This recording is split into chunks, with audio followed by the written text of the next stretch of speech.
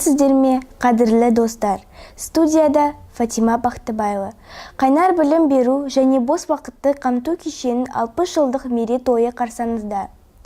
Жастар медиа орталық студиясында «Жеңісімді қайнарға арнаймын» атты жаңа жобаны іске қосып жатырмыз. Бұл бағдарламада біз Қайнар кешеніндегі ұжымдардың жеңісі мен жеткен жетістіктері туралы тілге тиек етеміз.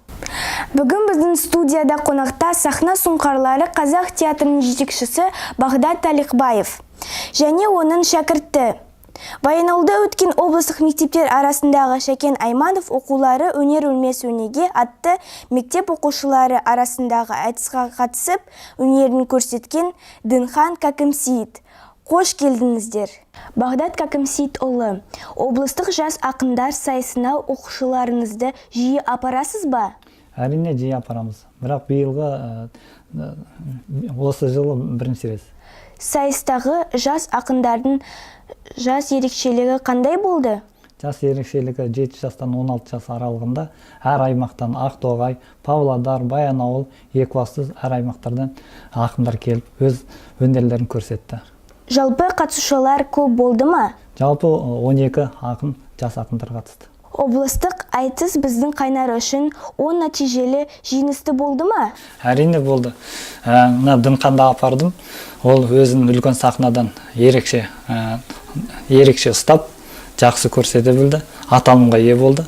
Елдің ықыласын алып қайтты. Дінхан, қадамың құтты болсын. Сайыстағы қарсыласың туралы не айта аласың?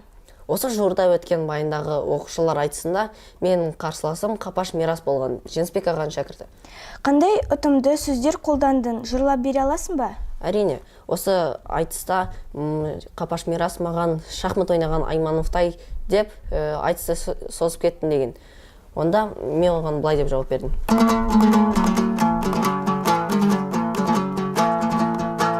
Жыр маржанын айтыста төгіп бедің,